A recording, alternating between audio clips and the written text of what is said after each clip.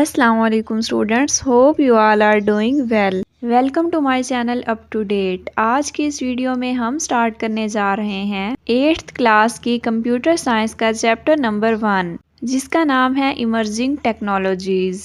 Emerging का basically मतलब होता है नमूदार होना, ज़हूर पजीर होना, उभरना।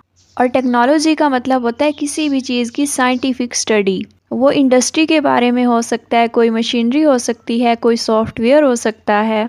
मज़ीद हम इसकी डेफिनेशन देखते हैं। बुक की डेफिनेशन के मुताबिक new technology is generally referred as emerging technology. कोई भी न्यू टेक्नोलॉजी क्या कहलाती है? Emerging technology. It is the advancement in the existing technology. मतलब जो भी टेक्नोलॉजी हमारे पास पहले से मौजूद है उसमें कोई चीज़ अपडेट कर देना, कोई एडिशनल चीज़ ऐड कर देना, उसको मज़ीद बेहतर बनाना, उसे भी हम इमर्जिंग टेक्नोलॉजी ही कहते हैं। नेक्स्ट है emerging technologies are under development technologies.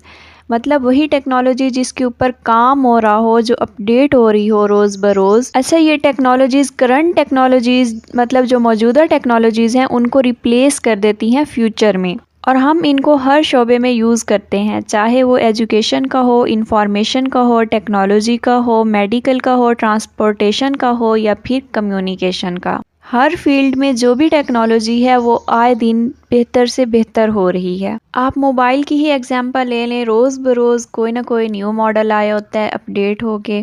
Her model की अपनी ही प्रॉपर्टीज़ होती हैं। मज़ीद अब हम इमर्जिंग टेक्नोलॉजीज़ की जो बुक में एग्जांपल्स दी हुई हैं वो देख लेते हैं, जिनमें सबसे पहले है जी robotics. The branch of engineering that is used to manufacture intelligent machines to assist human in different task is called robotics. अच्छा, रोबोटिक्स क्या है? इंजीनियरिंग की एक ब्रांच है जो कि इंटेलिजेंट मशीन्स को बनाती है ह्यूमंस की मदद करने के लिए मुख्तलिफ कामों में। और जो मशीन्स हैं वो क्या कहलाती हैं? Robots. They have a wide range of uses in almost all areas of life. These intelligent machines interact with their surroundings and can take a variety of actions. अच्छा, ये जो मशीन्स हैं ये काफ़ी ज़्यादा काम करती हैं विदाउट ह्यूमन इंटरफेरेंस, मतलब इंसान की किसी भी मदाखलत के बिना। मतलब इंसान को कोई भी हेल्प नहीं करनी पड़ती, बल्कि ये हेल्प आउट करती हैं किसको? ह्यूमंस को। But they can also help humans perform tasks more efficiently. ये इंसानों से भी ज़्यादा अच्छा काम करती हैं। अच्छा, रोबोट्स किस लिए यूज़ होते हैं? मैन्युफैक्चरिंग में, यानी कोई चीज़ बनानी हो उसमें। देन है मीनिंग का मतलब होता है कानकनी करना, मतलब ज़मीन के नीचे से कोई भी धात निकालना, उसके लिए यूज़ होते हैं। लॉजिस्टिक्स में यूज़ होते हैं, मतलब ट्रांसपोर्टेशन में, सामान को एक जगह से दूसरी जगह ले जाने में यूज़ होते हैं। हेल्थ केयर डिपार्टमेंट में यूज़ होते हैं, किचन में यूज़ हो सकते हैं, लैंड माइन डिटेक्शन के लिए यूज़ होते हैं। ऐसा लैंड माइन बेसिकली ऐसी डिवाइस है जिसको ज़मीन के अंदर दबाया जाता है, और इसका पर्पज़ ये होता है हमने किसी भी चीज़ को डिटेक्ट करना होता है। ज़्यादातर ये मिलिट्री यूज़ करती है ऐसी डिवाइसेस, किसी भी मतलब कोई भी दुश्मन का टैंक हो गया, कोई और चीज़ हो गई, उसको डिटेक्ट करने के लिए। अच्छा, देन बॉक्स में ये डू यू नाउ वाला क्वेश्चन दिया हुआ है, ये अक्सर जो है वो पेपर्स में आ जाते हैं। इसमें उन्होंने क्या बताया हुआ है कि जो वर्ड है ना रोबोटा, ये एक चेक ज़बान का वर्ड है और इंग्लिश ज़बान में इसको हम रोबोट कहते हैं, जिसका मतलब क्या होता है? Hard work. इसके अलावा रोबोट्स जो हैं वो और भी काफ़ी सारी फील्ड्स में यूज़ होते हैं। अच्छा, इन्होंने बुक पे लिखा हुआ है we will soon see robots everywhere. ऐसा शायद मुमकिन हो पाकिस्तान में, बाकी अल्लाह ताला से दुआई कर सकते हैं। नेक्स्ट एग्जाम्पल है जी आर्टिफिशियल इंटेलिजेंस AI, जो कंप्यूटर साइंस की ही एक ब्रांच है जो कि डील करती है बिल्डिंग स्मार्ट मशीन्स के साथ, मतलब सॉफ्टवेयर बनाने के काम आती है आर्टिफिशियल इंटेलिजेंस, डिफरेंट कामों को अच्छे से परफॉर्म करने के लिए। और ये AI जो होती हैं मशीन्स, ये इतनी इंटेलिजेंट होती हैं कि ये अपने ही एक्सपीरियंस से लर्न करती हैं जैसा कि इंसान करते हैं।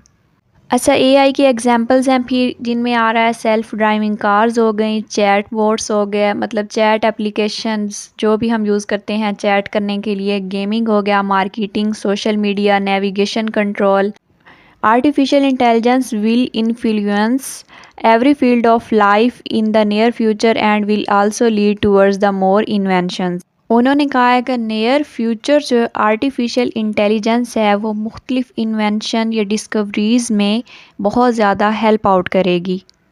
अच्छा, आपने ना काफ़ी सारे ऐसे सॉफ्टवेयर्स के बारे में सुना होगा, यकीनन आर्टिफिशियल इंटेलिजेंस का नाम तो लाजमी सुना होगा। तो बेसिकली उसमें होता क्या है, कोई भी सॉफ्टवेयर में अगर आप किसी भी बंदे की वॉइस दे देते हो तो फिर उसके बाद आप उनको कंटेंट दो तो वो आपको सेम उसी वॉइस में सारा ट्रांसलेट करके देते हैं।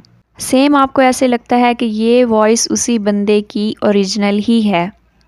इसके अलावा जो चीज़ आप माइंड में अक्सर सोच रहे होते हैं वही आपके मोबाइल में मौजूद होती है। मतलब आप यूट्यूब ओपन करें या कोई भी एप्लीकेशन ओपन करते हैं तो उसमें वही चीज़ें पहले से आई होती हैं। तो वो कैसे आती हैं, वो इसी तरह से ही आती हैं। ये जो आपके पास मोबाइल है ना, इसमें सारा सिस्टम आर्टिफिशियल इंटेलिजेंस का इंस्टॉल है।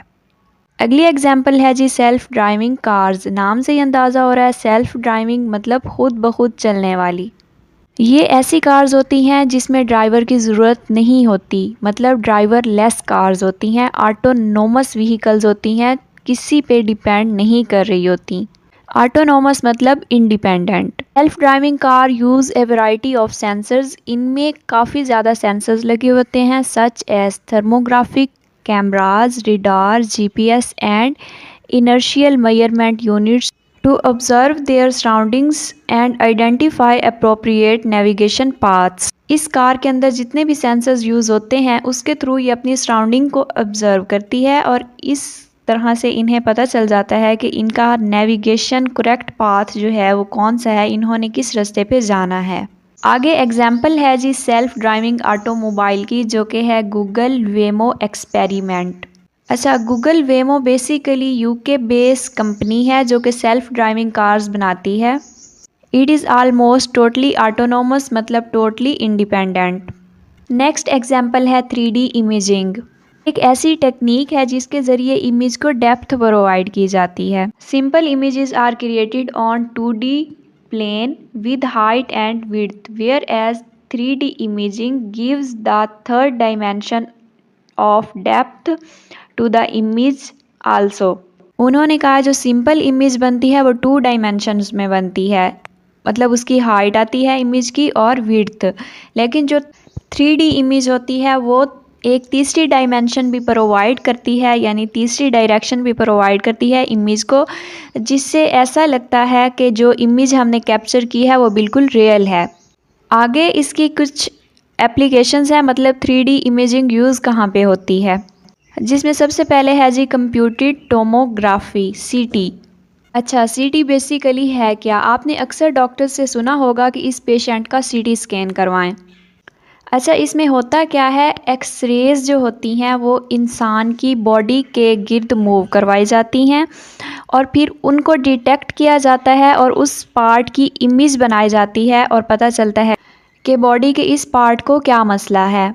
देन है 3D laser scanning. Laser scanning में लेज़र लाइट जो है उसके ज़रिए से इमेज बनती है। और देन है मैग्नेटिक रेजोनेंस इमेजिंग, MRI। ये भी आपने लाजमी सुना होगा। मेडिकल के शोबे में ये बहुत ज़्यादा यूज़ होता है क्योंकि इसके ज़रिए इंसान की पूरी बॉडी का स्कैन किया जाता है और पता चलता है कि किस हिस्से में क्या प्रॉब्लम है और फिर उसका ट्रीटमेंट किया जाता है। और लास्ट है जी 3D मूवीज़, जिसका आपको अच्छे से पता होगा। ये एप्लीकेशन बेसिकली सिनेमा वगैरह में यूज़ होती है। आगे एग्जांपल है जी होलोग्राफिक इमेजिंग। अच्छा, होलोग्राम बेसिकली क्या है, ये प्रोजेक्शन है यानी साया है ऑफ 3D रिकॉर्डेड इमेज का। रिकॉर्डेड इमेज जो कि 3 डायमेंशन में हो उसका ये साया है, जो कि सेम ओरिजिनल ऑब्जेक्ट से मिलता है। और ये जो टेक्निक है या होलोग्राफिक इमेजिंग है ये किस किस शोबे में यूज़ होती है, उनमें हैं जी मीटिंग्स में हो गया, एग्जीबिशंस में, education departments, military, mapping, medical, art और प्रोडक्ट प्रेजेंटेशंस के लिए।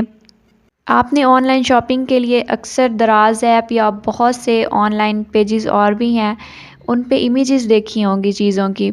वो बहुत ज़्यादा क्लियर होती हैं और बहुत अच्छी लग रही होती हैं। इसी को बेसिकली प्रोडक्ट प्रेजेंटेशन कहते हैं। वो प्रोडक्ट की इमेजेस इसीलिए क्लियर और इतनी अच्छी होती हैं कि वो 3 डायमेंशन प्लेन में होती हैं। लास्ट एप्लीकेशन है जी म्यूज़ियम। म्यूज़ियम में भी यूज़ होती है होलोग्राफिक इमेजिंग। ये 8th क्लास की कंप्यूटर साइंस के यूनिट 1 का लेक्चर नंबर 1 था।